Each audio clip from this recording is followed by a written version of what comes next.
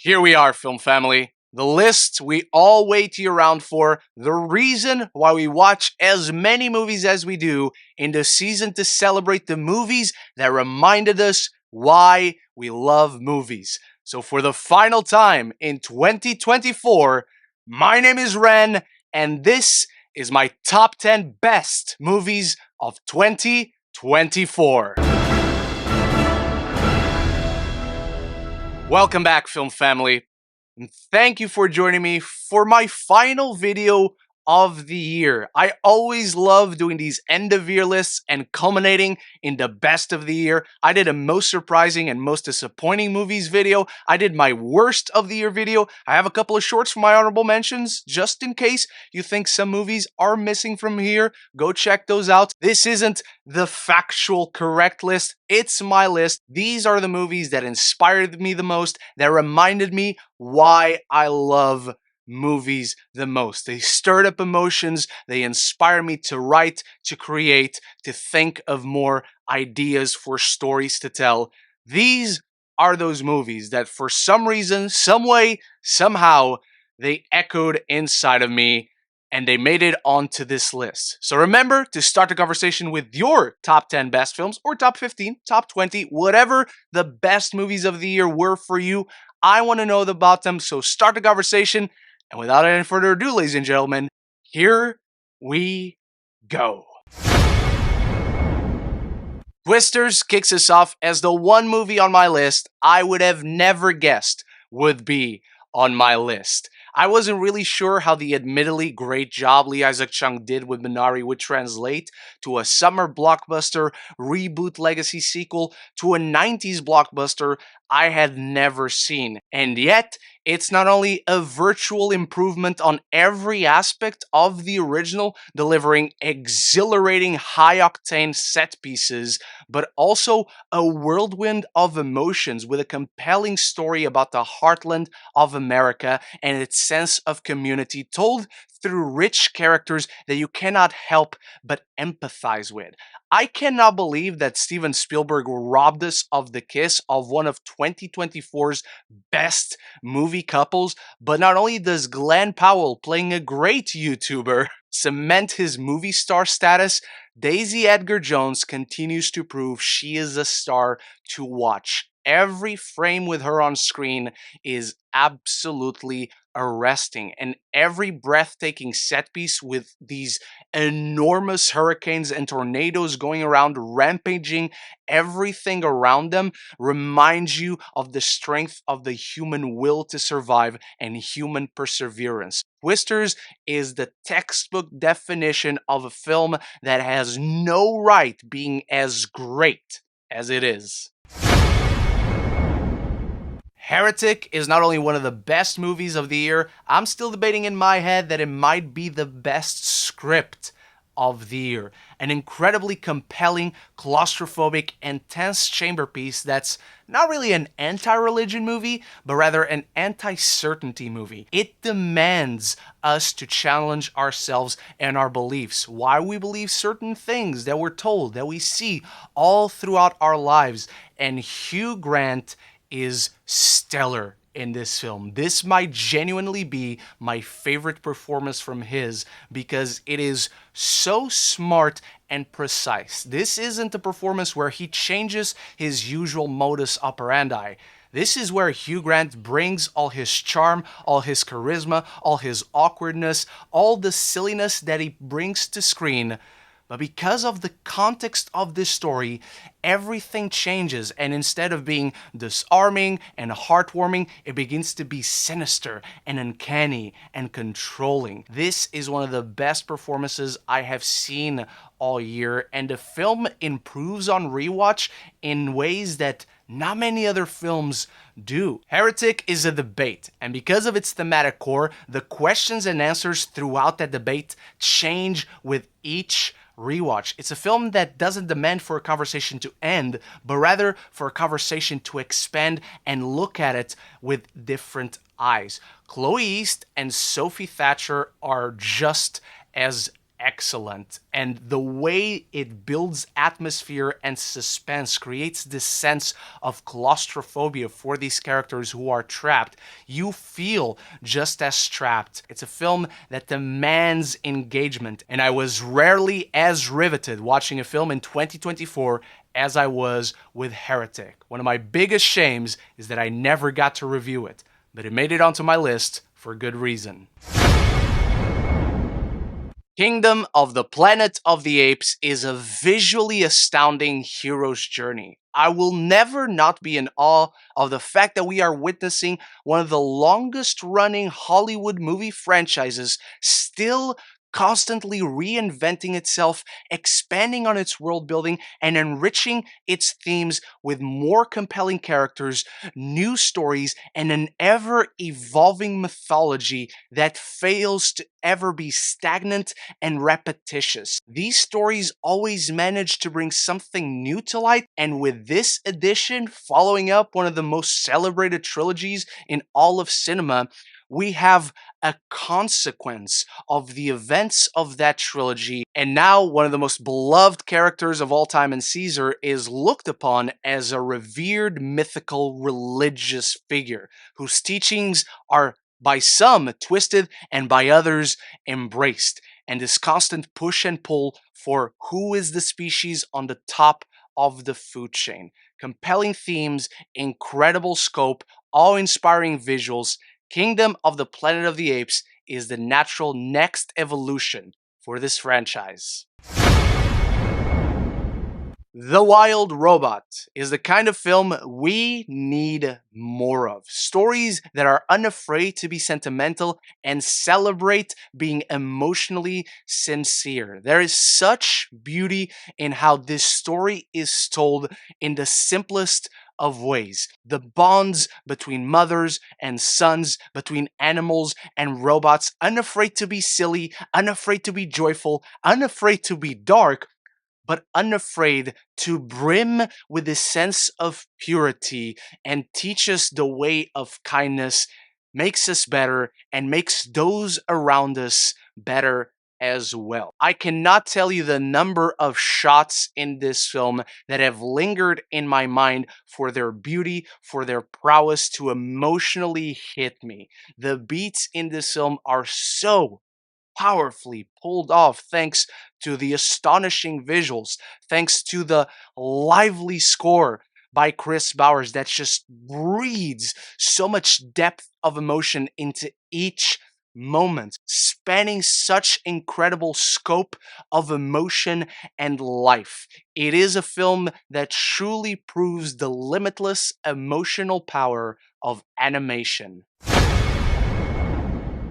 Conclave begins to form a sort of pattern on this list. Films with religious themes that ask us to challenge ourselves and our own beliefs of the world. Between Heretic, Kingdom of the Planet of the Apes, and now this incredibly refined chamber piece that might just be the best script of the year, there's a lot of parallels throughout this top 10. Ralph Fiennes delivers one of the finest performances of his career, and certainly the performance I would award the Best Lead Actor Oscar with, because this entire film rides on Ralph Fiennes' shoulders and his control of all these egos and larger-than-life personalities who all covet power in one way or another, and you live through his uncertainty, you live through his doubt, you live through the fact that this man is not prepared to choose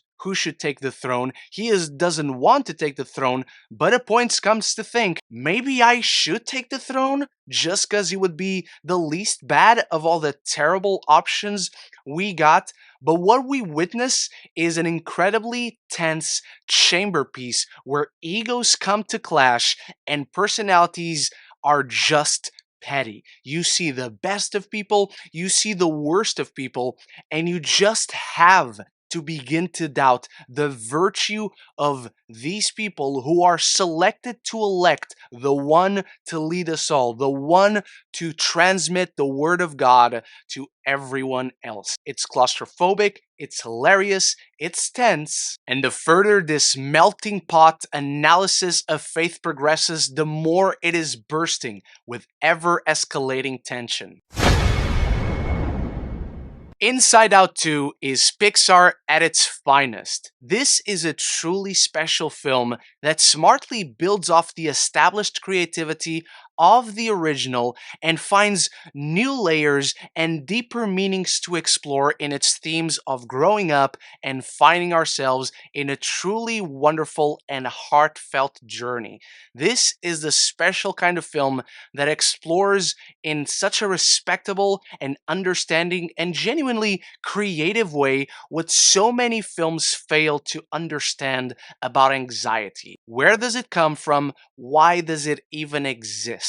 And not only does it find a way to maybe possibly explain its function, I saw so much of myself on screen as someone who has now for years dealt with anxiety, and I already loved the original Inside Out for how it portrays the struggles of growing up and helps us better understand ourselves back then. But I feel Inside Out 2 can so much better help us understand growing up and where we are now as grown-ups. It is truly a film that has that therapeutic quality of storytelling that I so admire. It's a wonderful, intelligent, joyful, and laugh-filled adventure that truly earns every beat of emotion.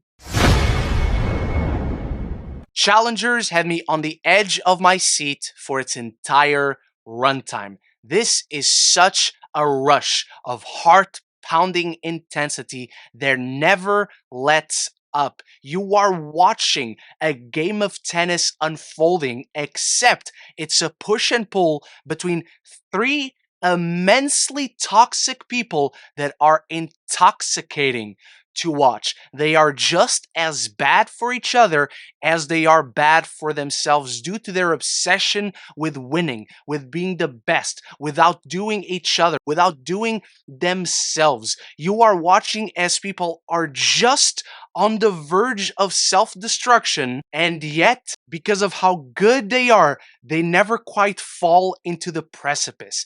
And I was so engaged. The score?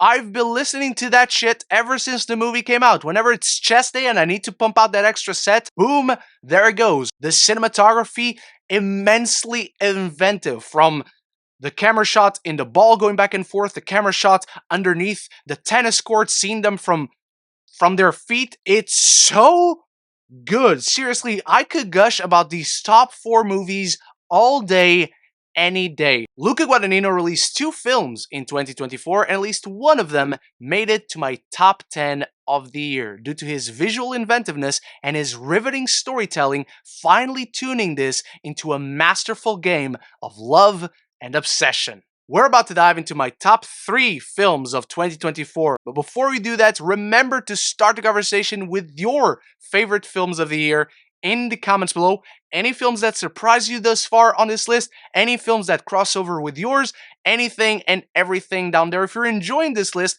I have links to each of my reviews for these films in the description, and I must have left cards somewhere around throughout this video. I also have an entire playlist of the reviews I did in 2024 for most of these films. Unfortunately, I didn't review Heretic, but if you're enjoying it, you want to see more of those reviews, you want to see more of the reviews I have for 2025, talk more movies and TV with me, this is the place to be. Consider clicking that subscribe button, and you won't miss any future conversations on your favorite movies and TV. Robert Eggers' Nosferatu may very well become the definitive version of one of cinema's oldest stories, as his seductive and macabre gothic fantasy sees the cinematic legend reborn in ways we've never seen before. Talk about flawless and masterful atmosphere. You just feel transported to 19th century Germany. Some of the shots in this film are absolutely jaw-dropping. I was reacting to things seen on screen. Do you know how many movies I watch per year? I don't do that shit. But I was entirely and wholly absorbed into his fantasy.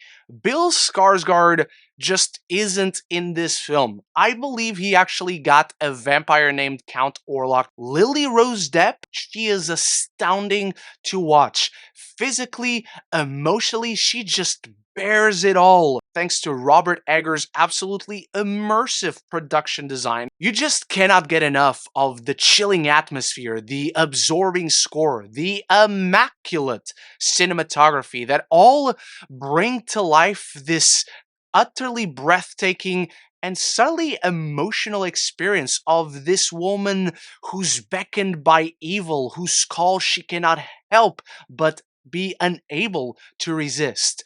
Truly a sinister nightmare come to life. Hitman became an instant comfort movie for me. I don't remember any other film that I saw about 4 or 5 times before it was even released, not to mention the amount of times I've seen it since. This is an off-kilter yet wholesome, stylish comedy that is genuinely sexy and genuinely romantic. Once again, Glenn Powell proves his absolute movie star status on screen. He has so much fun playing around as all these characters, and Adria Arjona does not miss a beat either. This is for me the best movie couple of 2024. Their impeccable chemistry and banter just flow so naturally. It is absolute fireworks to see them work together on screen. And that comparing notes sequence, that's the shit you teach at acting school. It is entirely flawless. There's riotous laughs to be had, perfectly counterbalanced by infectious energy and honest sweetness, as well as a dark edge that you never quite expect to work for this film, nor do you expect the film to actually go there, but it goes and it adds a new layer to everything. Hitman truly was the surprise of the year for me in 2023, and it has remained one of my favorite movies for nearly 2 years now. It was only a matter of when it was coming out so I could count it for that year. Perfectly blending electrifying romantic chemistry with undeniable star power and sex appeal. Not only one of my favorite comedies of 2023 and 2024, one of Richard Linklater's best. Dune Part 2 is a film that, if you only gave me one word to describe it, that word would be glorious. Listen, Gabe! This kind of grandiose achievement in epic sci-fi storytelling is the kind of experience that defines a generation, and I am so lucky to exist in a time where it is released. If we're talking about movies that inspire us, movies that remind us why we love movies, Dune is undoubtedly that film for me. This is a once-in-a-lifetime technical masterwork from a once-in-a-generation visionary filmmaker that we just don't see in any other kind of film, flawlessly bringing to life an entire vision of a universe, of a world, of a mythology that you feel so engrossed by. Flawless performances across the board, a traditional tragic story of a descent into the darkness that feels inescapable. Austin Butler doing his best Frieza, and as a Dragon Ball fan, I fucking love that shit. It has breathtaking visuals, heart-pounding action set pieces, emotionally affecting character arcs, and a mythology that you are just in awe of. This is a film that just ticked all the boxes I need from a film. It's tragic, it's epic, it's intimate, it builds perfectly off of Dune Part 1, the heaviness is felt throughout this entire story. Like I said, there's one word to describe it. it's glorious because Dune Part 2 is an overwhelmingly mesmerizing and soul stirring cinematic experience. That is why it is my number one film of 2024. Thank you so much for watching, Film Family. Not just my best of 2024 video, not just my worst, my most surprising and most disappointing video, for joining me through all of 2024. What a journey it's been through videos, through movies, and I cannot wait for you to share yours in the comments below. I cannot wait to share my most anticipated films of the year tomorrow in the new year. Until then, enjoy the festivities, and I'll see you in 2025. So until then, love each other and love the movies.